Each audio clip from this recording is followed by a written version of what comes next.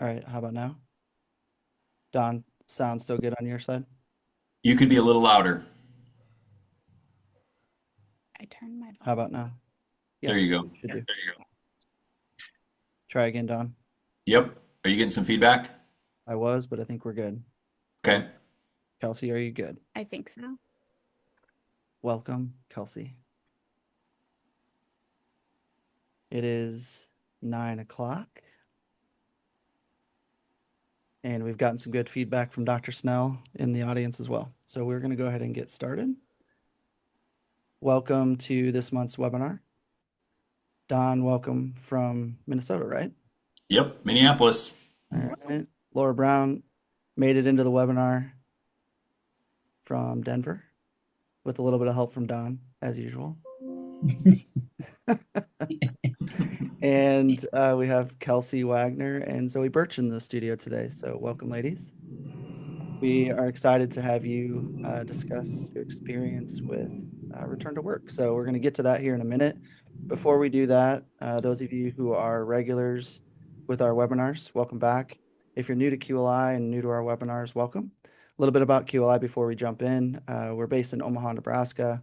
As you can see, here's a small picture of our campus. We sit on about 60 acres, about half of it is developed, and we have a post-acute rehab program. That's primarily what we're known for. And we also have an outpatient telerehab program, which is picking up steam. So we're really excited about that too.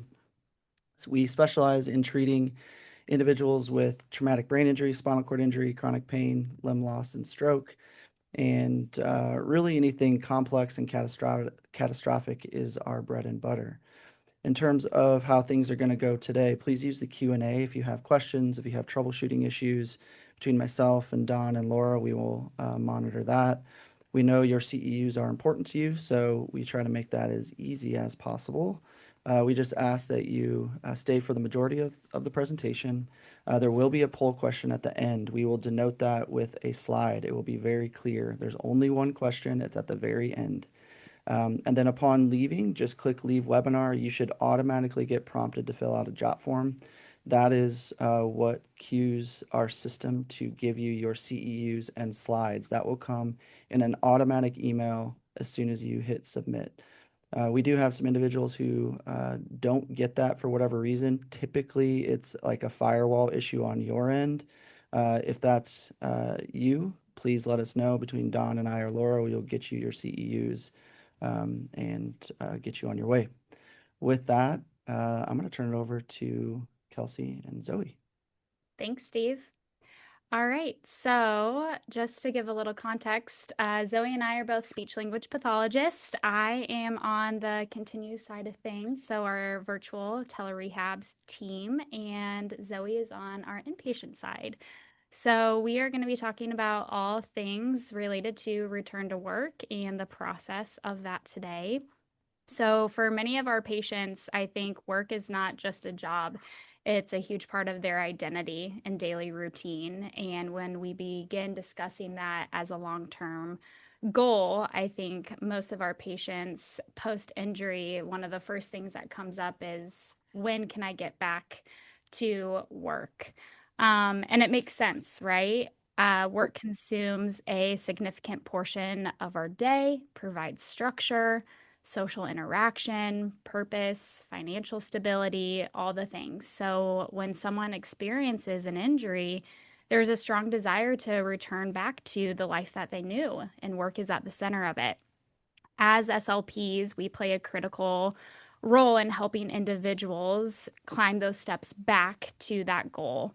I think this is a great illustration of that. The person at the bottom kind of working their way back up to the flag. So kind of figuring out the gaps and the barriers to get back to that task, the task being work.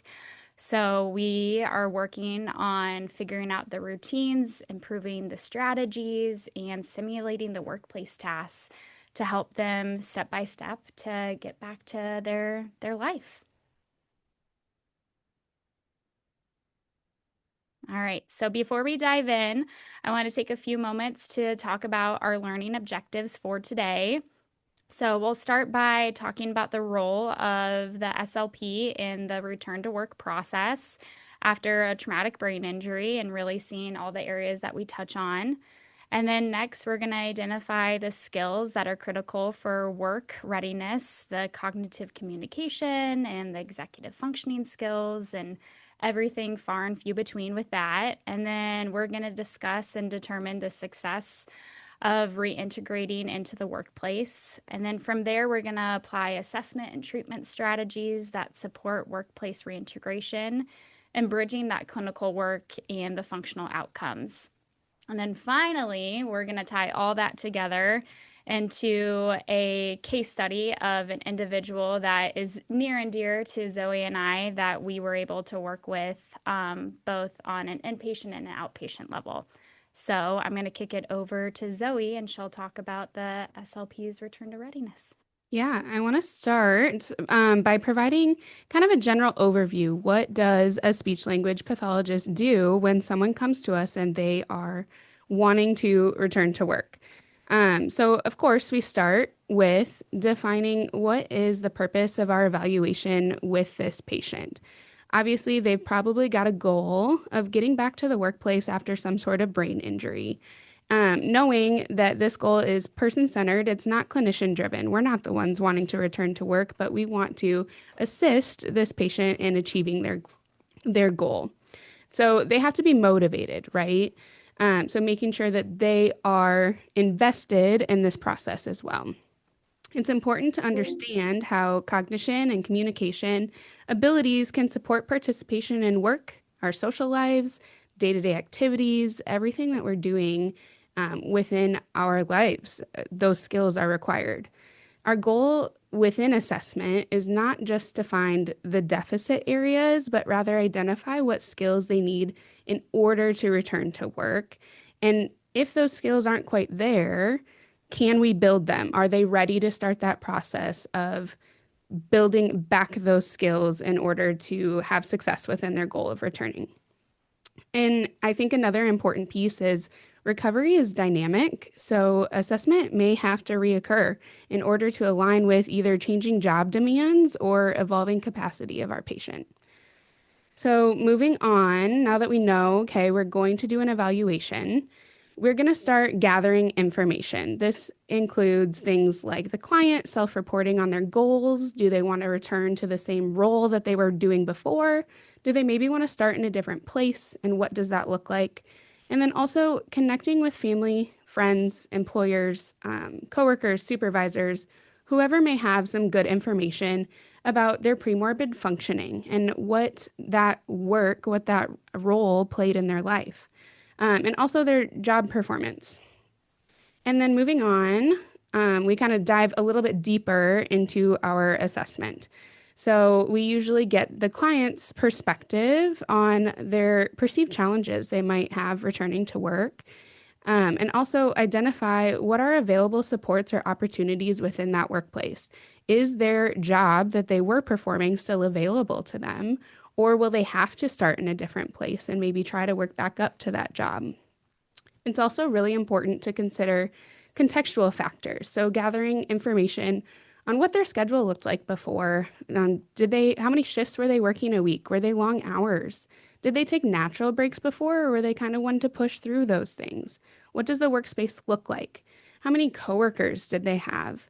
What structure was naturally provided in their workplace prior to their injury? And also considering psychosocial aspects of the workplace. So was there a lot of stress before? Was there burnout? Was there emotional challenges even before this injury occurred? So completing that worksite analysis, also likely acquiring a job description and identifying what cognitive communication demands are involved in that role.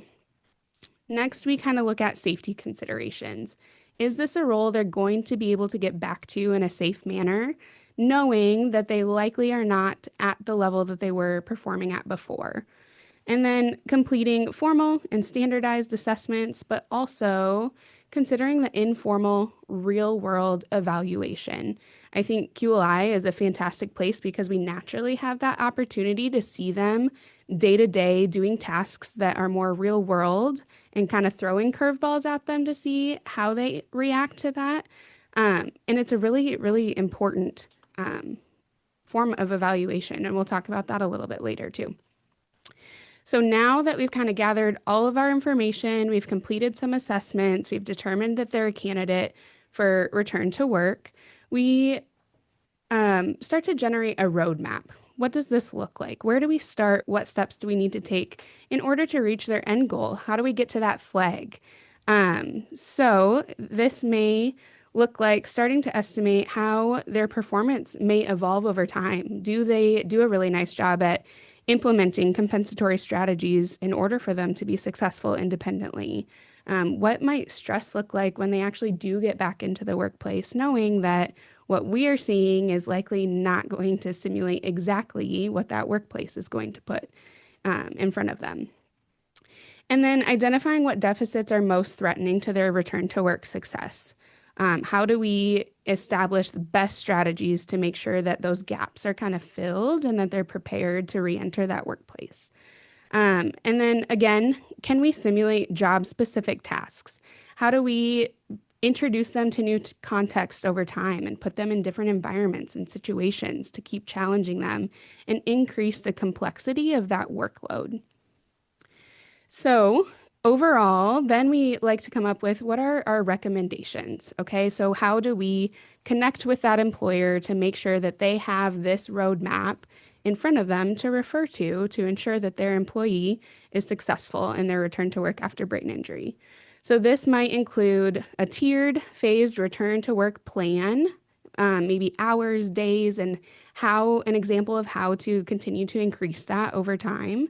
Any specific accommodations or scaffolds that we feel like are going to be essential for them to be successful. Training and compensatory strategies we've established that this person has been working really hard in rehab to consistently use, and that we know will likely help them be successful. And then, of course, how do they monitor and reassess that schedule? For example, if things are going really well, how do you kick up those hours? If things aren't going so well, how do you maybe back it up a couple steps and make sure that we're doing a good job?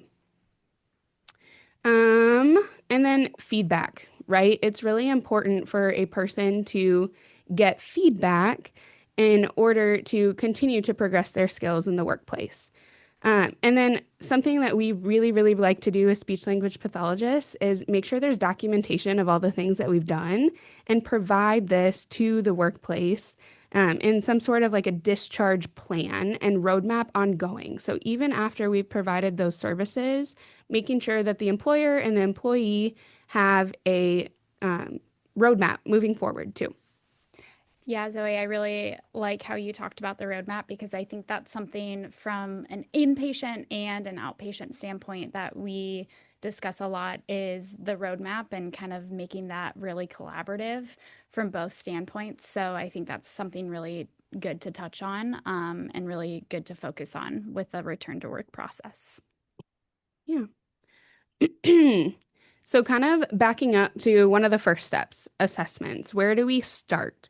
So inpatient at QLI, we usually have a neuropsychologist that will complete a comprehensive assessment with a battery similar to the standardized assessments you see on the screen to the left.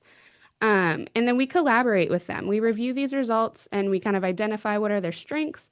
How do we use these strengths to compensate for their areas of weakness? Knowing that this battery is completed in a one-on-one setting in a super quiet room because these assessments are standardized, we also like to make sure that the SLP is completing ongoing functional assessment of their skills and abilities in the real world. Because we know, obviously, when we're not working one-on-one in a quiet room. We're usually interacting with a lot of people throughout our day, moving through different environments, depending on what job their goal is. I think, too, an important piece is, are they aware of their deficits? And if so, it might be important to incorporate some sort of patient-reported outcome measure.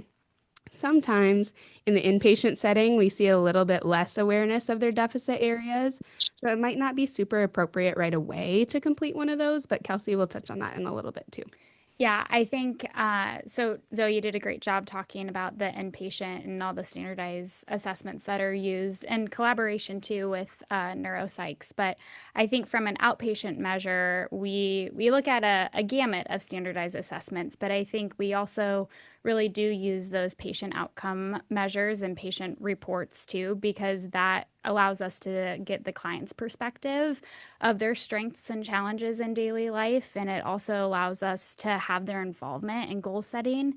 And from their standpoint, it offers that functional, real world context compared to those standardized scores. So I really enjoy them. I know that with SLPs and just kind of where I'm seeing things, we're really moving from those. But I agree from an inpatient standpoint, it is hard because that self awareness it is not always there. So we have to kind of work on the monitoring and all those things. And there's strategies for that. And I know we'll get to that in a little bit as well.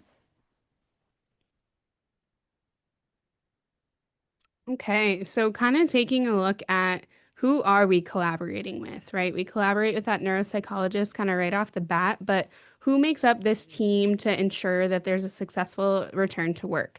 So, as speech language pathologists, we're often working with the injured worker at the center of their team, an occupational therapist, a physical therapist, a neuropsychologist, case managers, physicians, and the stakeholders. It takes a village to make sure that there is a successful transition. So um, we always consider the interdisciplinary approach. Definitely. I think also something else that we really want to outline is the progression that we focus on during rehab. So we love to start with focusing on the education and implementation of compensatory strategies. I think something that we all know is every brain injury is so different. So that means every compensatory strategy is going to be individualized and focused on the supports and the cognitive needs of that individual. And then as we're making sure that the compensatory strategies are developed, we are using those skills and strategies in contextual environments or real world environments. So to promote that functional carryover. And then as the patient or the client improves, we work towards reintegrating those skills into their natural environments, whether that's home, community, work, all of the above. And then we're gradually increasing those demands to build independence and confidence. And I think the one thing that I really want to touch on with this slide is this isn't just a scaled approach, and it's not just 1 through 4, and then you get to gradual increase in demands and you stop there and then it's done. You're there. It's this it's this flow. So I think one thing that we have noticed from an outpatient and an inpatient standpoint is when you're increasing demands, sometimes people need new strategies to support those increase of demands. So you're going back and educating them on those. And then they need support in using those in contextual environments. So then you're kind of continuing that continuum of care over time. So I think you'll see this continuum of care as we talk through it and apply it with our case study later on. We also have a question, and I think it fits in here, so feel free to punt it if it doesn't. But there's a question about reassessments, and are there any ones that you prioritize? And what does that look like over a period of time? So I think this is in line with there's a cycle, things do ebb and flow. So how do you all handle that? And perhaps it's, you have someone in a particular job and their status changes, or maybe they're ready for a new job and we have to reassess. So I'm sure there's a few different scenarios for that, but can you speak to how we handle reassessments? Are there any key ones that we prefer to use? Yeah, so I think I can touch on it from an outpatient standpoint. So for standardized assessments, we typically like to do those every 3 months just to get a good idea of if there's progression happening. I think from a return to work steadiness standpoint and how they're doing from a progress standpoint, I would look to see, and we kind of talk about this in the case study later on. seeing if the demands are increasing and continuing to work side by side with their stakeholders and ensuring that if there are needs and different supports needing to be placed upon that person, we're working collaboratively with that person to make sure that we are fitting the needs of that. Yeah, I think from an inpatient standpoint, for example, our guy coming up that we're going to talk about, he was only with us for 3 months. So we were reassessing a little bit more in an informal, real world way as we continued to increase the demands of his program. So as we're integrating into the contextual environment, how is he reacting to that? Do we need to take a step back, or is he ready to kind of move on? Can we kick it up a little bit? So we do it a little bit more functionally in the inpatient setting, I would say, at QLI. Yeah. Yeah, I think that's a huge takeaway that we see across the board. There's certainly standardized tests that we use. Yeah. They give us really good information, so not to discount those. But I would say we place a lot of stock in the contextual, side-by-side, functional evaluations that we do because that's really where we can see how they respond to real-world challenges. You can't simulate any of those things, right? So you can't Yeah. simulate an angry customer. You can't simulate Mhm. being stressed out because your kid is sick the morning of, right? There's a lot of factors like that that pop up. And if we don't appreciate those, we don't have a really accurate assessment of how they're going to handle things in the real world. So I think that's a Yeah. really important takeaway Yeah. based on my SLP. We always joke that Steve has a minor in multiple disciplinaries and SLP one of them. So he had to add that in, of course.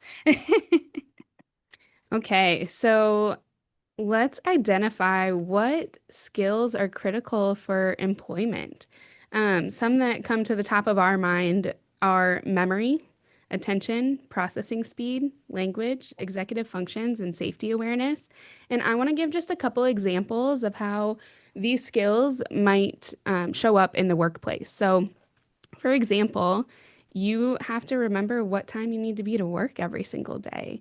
Do you need to set alarms? Are there tasks that you have to complete at a certain time within your day?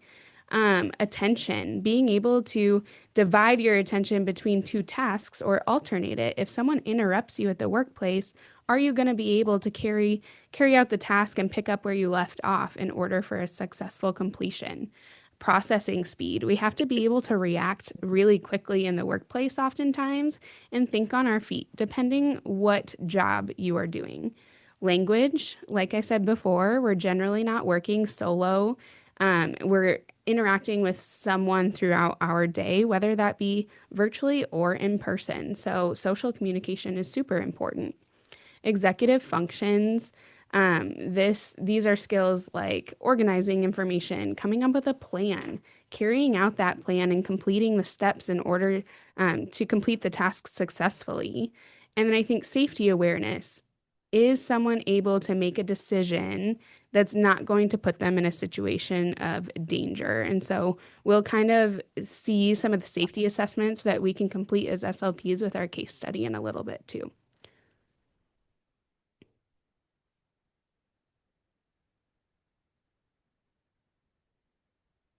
Go. All right. So we are getting to the point now that we want to, well, we've talked about the general overview of the key factors we consider in the return to work process. So now we want to kind of put all that together for introducing you to John. Like I said, a client that is near and dear to both Zoe and I.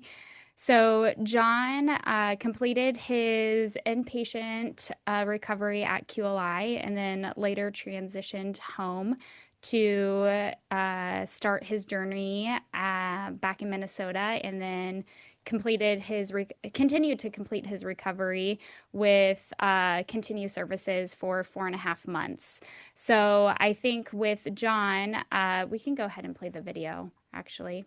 Just so I don't screw this up, I'm going to stop sharing and then we'll bounce back in. Okay.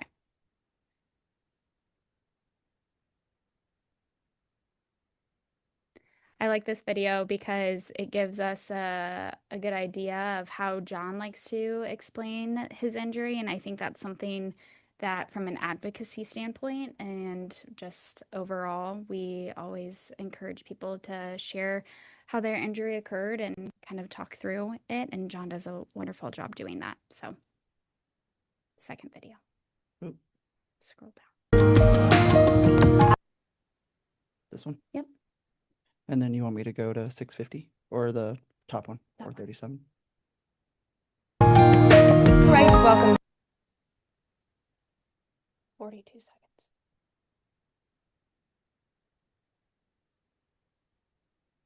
No, 42 seconds. Just 42 seconds. Mm-hmm.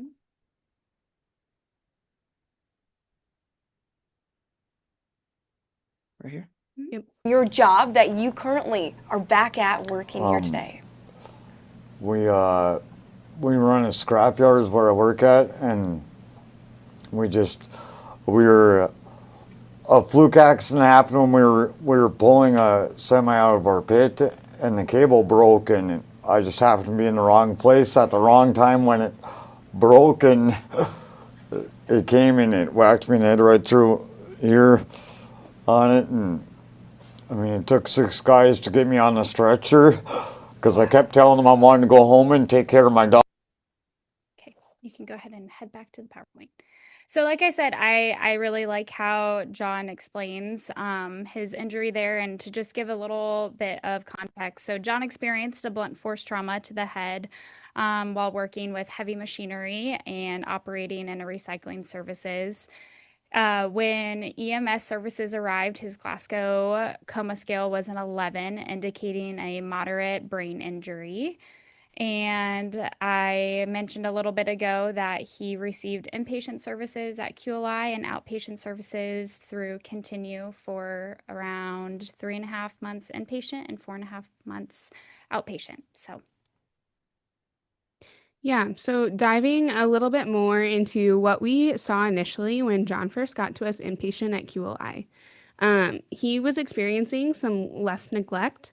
His language was pretty tangential. He was a quick shifter in topic of conversations, and he had some perseverations. And we also had some vulnerability concerns because he liked to talk so much. He would kind of share whatever about himself.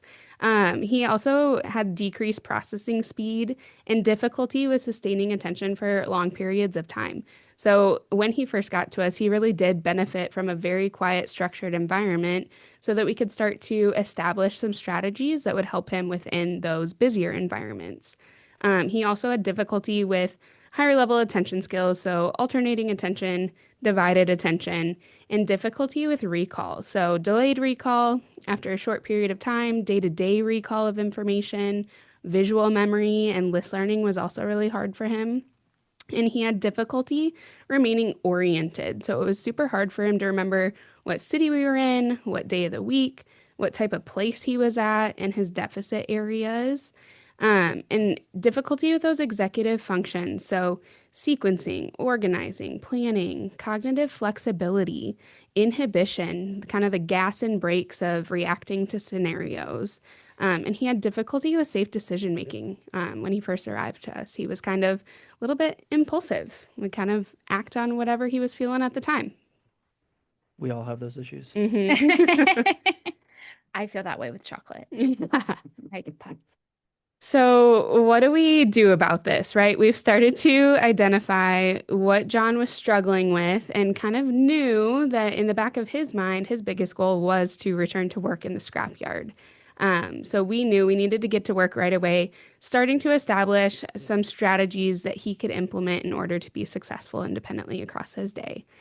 So about halfway through his program, we started implementing some left visual attention strategies, working on this functionally by having him visually scan his environment, turning his head all the way to the left, pathfinding across QLI's campus, knowing that orientation was also a goal of his and he'd have to navigate the workplace independently again.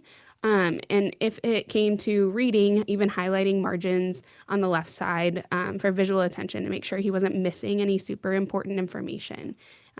Knowing that when someone experiences a brain injury too, they're often going to a lot of medical appointments where they might be getting bills in the mail and things that left visual attention is super important across our day.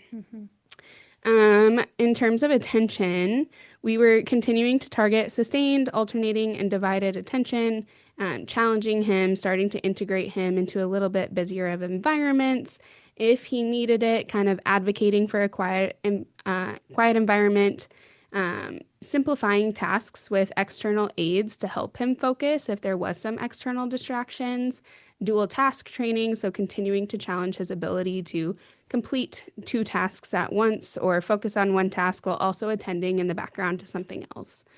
In terms of memory, airless learning was super important for John. He needed a structured routine where he could use the same tools every single day because he was a simple guy. He didn't really like using his phone. So, we kind of had to determine, okay, what's going to help him recall information from everything he's learning across his days at QLI. So we decided that a notebook was kind of best for him to just be able to write down the important information that he needs to carry over day to day. And also kind of training him, knowing orientation was difficult for him, to be able to refer back to his phone when he needed it. So if he was at a doctor appointment checking in and needed to recall some of that information, being able to refer to that strategy as well. Spaced retrieval is also a technique we really like to use. So John actually had difficulty remembering his birthday for the first couple of months. So spaced retrieval is something we did because we knew that was going to be a piece of information that he was going to need to recall for a variety of reasons. So having him repeat that back in small intervals at first and slowly increasing those intervals over time to make sure that he was successfully recalling. And then in terms of executive functioning, establishing some strategies that John could use across different tasks. We know that novel situations are really hard to plan for, so we wanted to equip John with things that he could pull from his toolbox, is kind of a term I like to say, building the toolbox. What tools can you use in that moment if you are struggling a little bit? So this includes things like goal, plan, do, review, which is just a structure that helps someone process through coming up with a plan, executing the plan, reflecting on if there's things they need to change in the future. Kelsey will talk a little bit more about the spoon theory later. We kind of implemented that further through his program, and then making sure that he's engaging in self-monitoring and self-reflection. John did not like to take breaks. He was not a break taker, so it was super important that we trained him to self-monitor how he was feeling so he could initiate taking a break, putting the brakes on, and making sure that he was caring for himself too so that he could keep pushing through these tasks. If Fast and Furious was in a human body, it would be John. Yeah. Okay. So now that we've established some of our baseline strategies to help John, we wanted to push him a little bit and take it into a contextual environment. So funny story, John actually tore down computer towers before his job at the scrapyard, and we partner with a place in Omaha that's an electronics recycling company. So we got to take John to this environment where he got to complete these familiar tasks, but also start to use the strategies that we had established.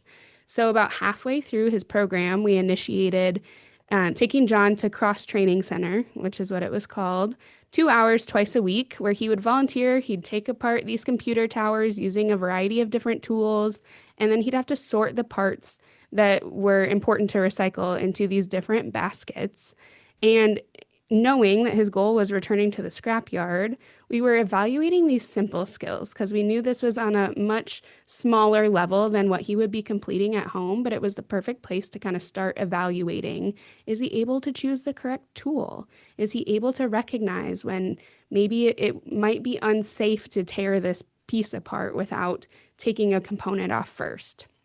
And so then moving on, as his program progressed, he was doing really well with these tasks. So we started to increase the demands for John. We had him independently requesting rides to and from these work simulation times because we knew this was a routine he was going to need to do at home. He wasn't driving. He wasn't completing the return to driving program at this time. So we wanted to be prepared and start to establish that airless learning routine of making sure that he could call a ride successfully. And then we also increased the hours. So he was completing 4 hours at Cross Training Center 4 times a week at the end of his program. independently without staff support there. And we also had him meal prep. So he'd make his own lunch and he'd pack his own lunch. And he was tasked with initiating taking a lunch break during his time there. That was hard for him. So he did need some external support, requiring some cues to take his lunch break and implementing things like a reminder on his iPhone that it's my lunch break time. I need to sit down and eat my lunch and take my break. So this really allowed us to start to draft some initial return to work recommendations. How is he performing in this environment? Is he able to get there on time? Does he initiate taking small breaks when he needs them, etc.? So we were able to draft kind of some simple return to work recommendations upon immediate discharge home, but then also really collaborate with Kelsey from a virtual telerehab standpoint to make sure that she was able to start carrying out whatever we had established here at QLI.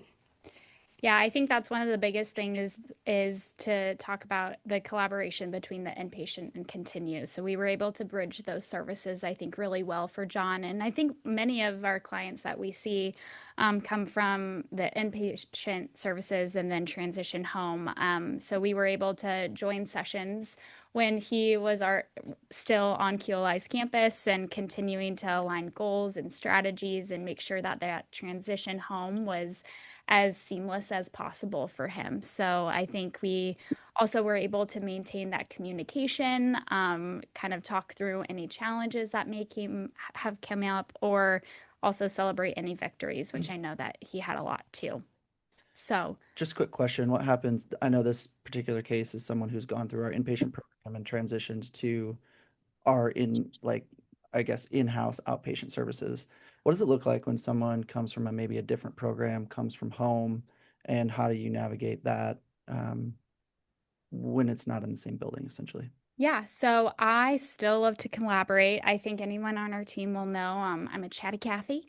So I'm reaching out to whoever I can, and whether that's the case managers to get more information, the spouses to get more information, the stakeholders in this case, so the employers to get more information, and trying to get those relationships started early so that way as it continues, we already have that foundation really early on. I don't think that those conversations need to happen down the line of, hey, they're starting work in 3 to 4 months. Let's start that conversation then. No, I'm going to start that today since I'm seeing them and get those conversations started because it makes more sense to get it going now and for preparation purposes too. Great. Good question. I can't believe I let you put this in the slide. So I had to put this in the slide. You can go ahead and move forward, Steve.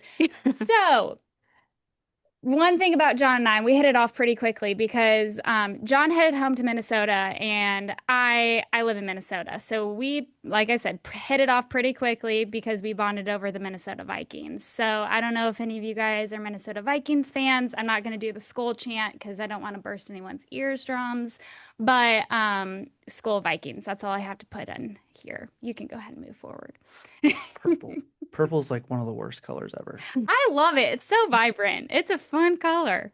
Okay, so like Zoe talked about cognitive barriers that she saw when John came in patient, there were continued cognitive barriers to address when he went home, right? So some things that we continued to see and continued to address were that attention, sustained and divided. I think, like I talked about, that continuum of care, we continued to address the strategies that Zoe started from an inpatient level, but continued to build. So that sustained and divided, we tried to think of things within the home environment, within the work environment, community environment, to move the needle a little bit more. Memory, we were trying to get him as independent as possible with external strategies. So when he was at QLI, he heavily revolved and relied on, I would say, the staff to support him, but it was our support and I think our goal to get him as independent as possible using those strategies efficiently and independently. And then again, ongoing executive functioning strategies. So organization, planning, all those things to promote just greater independence and carryover. We have at least one audience member who's also a Minnesota Vikings. Love it. Let's talk There later. can't be more than 5. We got to chat later. All right. So as we continued to work together, some of the biggest areas that we collaborated on were supporting John's increased independence at home and also the return to work process. That's why we're here, right? So I think one of the things that we talked about is the skills that he learned at QLI, we need to transition into new environments. So big focuses of ours were helping him integrate into a consistent work schedule, that transportation, figuring out how to support the communication with his supervisors.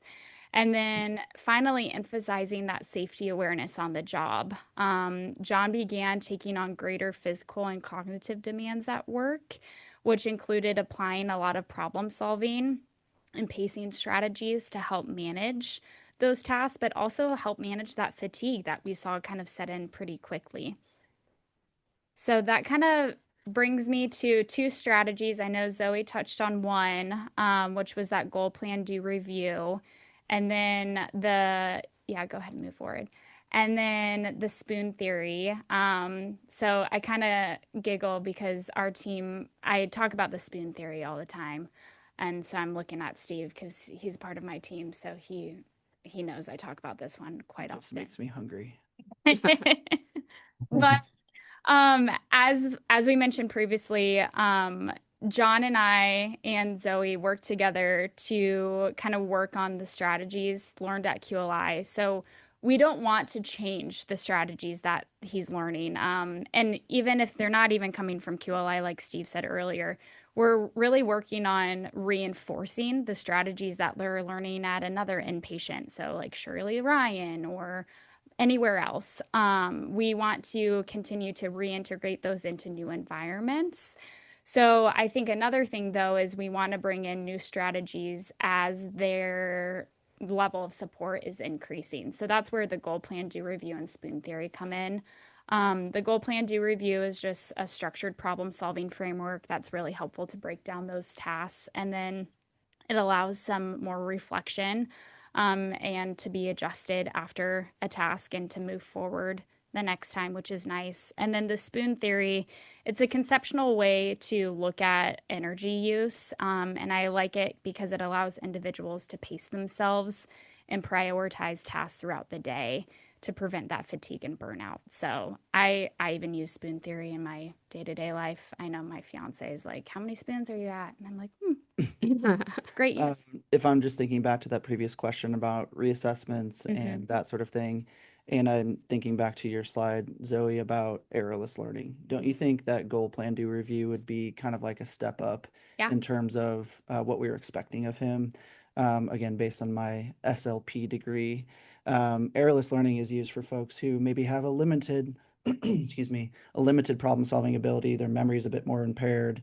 And now we start to implement goal plan do review once that executive functioning comes Second along, level. right? Yep. So that would be another practical example of how we're layering things on. We might even be reassessing to understand executive functioning to then implement something that's a bit more real life, such as goal plan do review, right? We do this activity probably more inherently even to ourselves. Or I even think of my kids, like I do this all the time. Like, hey, how do you think this is going to go?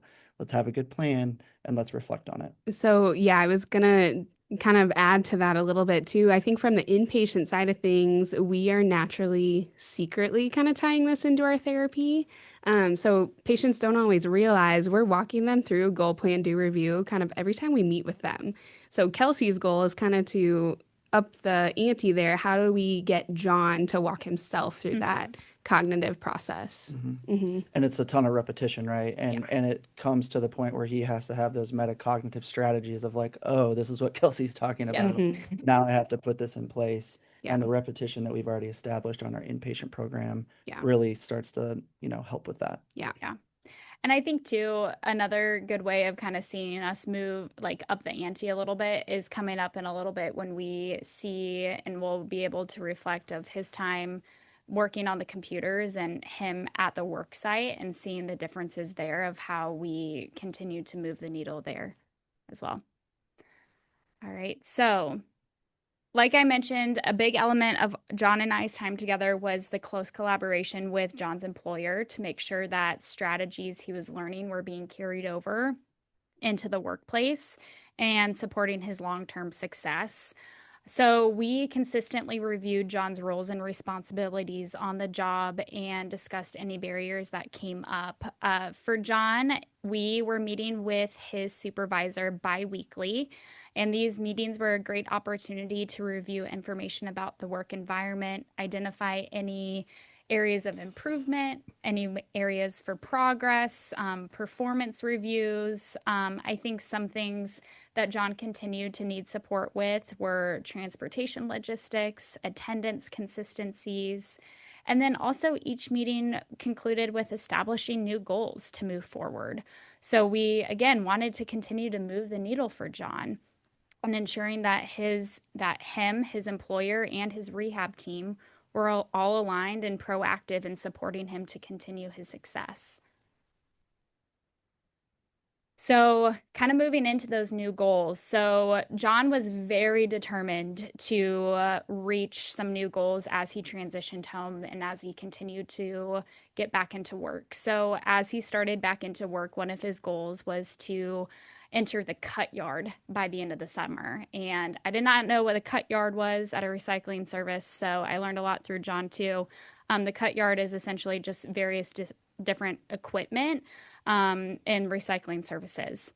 So this meant operating specific pieces of equipment that he had yet to be cleared by. So this included the baler machine, a forklift, shears, and they're not like kitchen shears. They're like these big guys. Big guys. Yeah, you'll see a video here soon.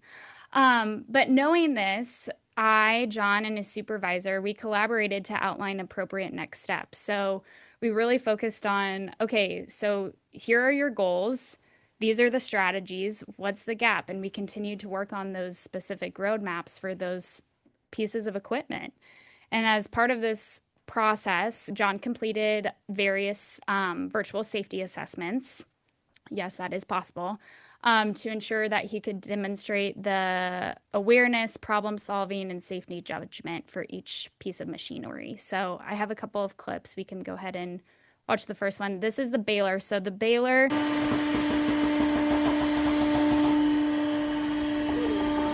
Yeah.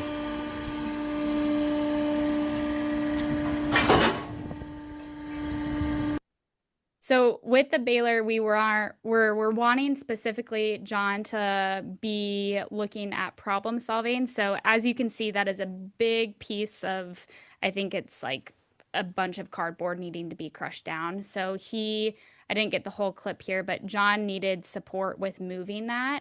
So the extra piece of this video was John turning around and saying, hey, I need support. So again, that problem solving, safety awareness of knowing I can't pull that out by myself. So John got cleared by that one. You can go ahead and move forward to the next one.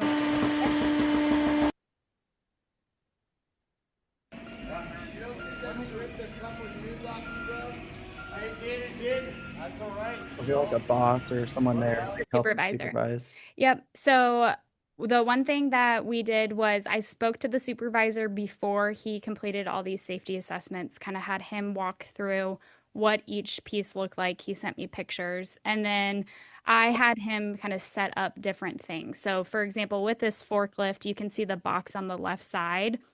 That box was not there, but I wanted to have something there to focus on visual neglect and having him problem solve, trying to maneuver around some specific things. So I had his boss actually place that box there, so he had to maneuver the forklift around something specifically. So he got cleared by that. The next one is the shears.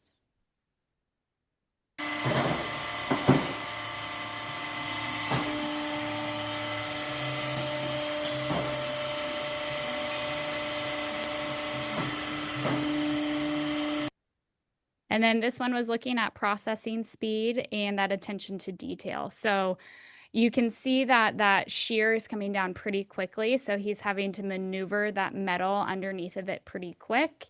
And then also that visual neglect, just making sure things are looking good there.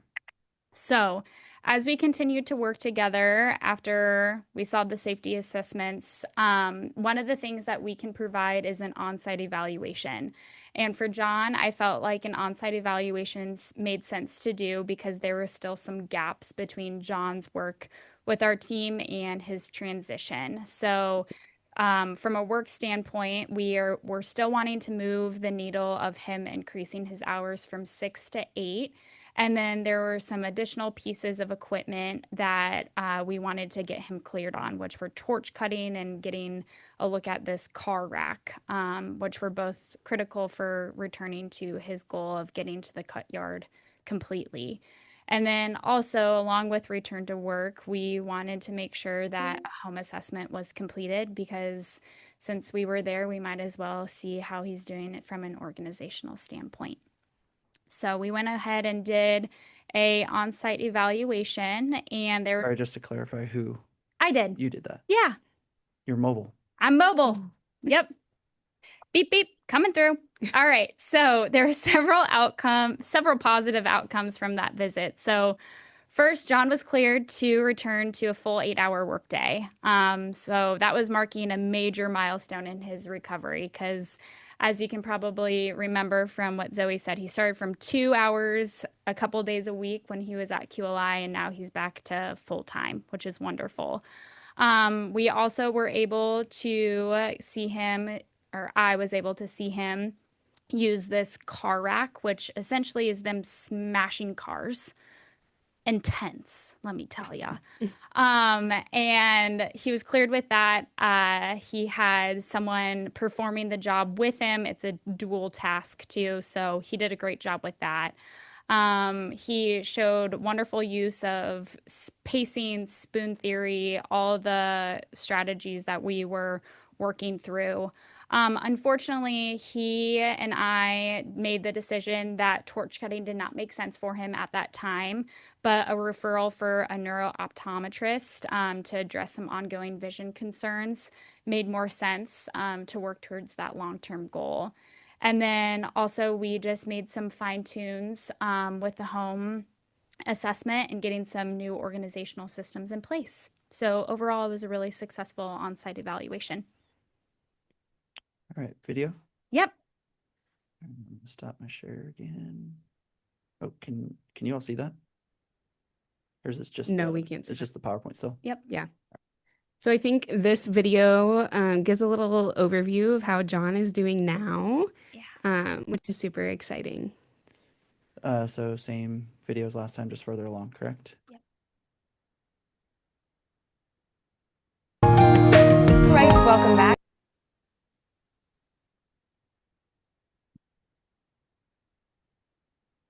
Able to drive again. I found out yesterday that the doctor okayed me to where I can drive again. Can we do some claps? Yeah. That's awesome. That's so I mean- exciting. And like at work, I'm able to get back in certain equipment now and be able to do certain things that I didn't think I was ever going to be able to do again. I didn't think I was ever. And then one more little piece.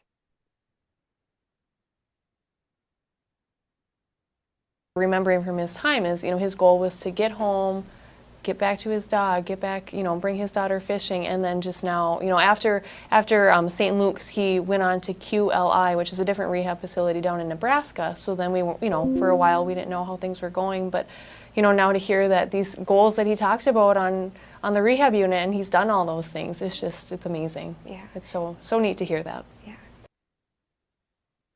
Go, John. Yeah. Yeah. Really Yeah. exciting. All right, so anything else to wrap before we do the poll question? No, that's John. That's us. Thanks for coming. We are going to do the poll question, so I'll launch that now. While we are doing that, I know Zoe and Kelsey would be happy to answer any questions from the audience.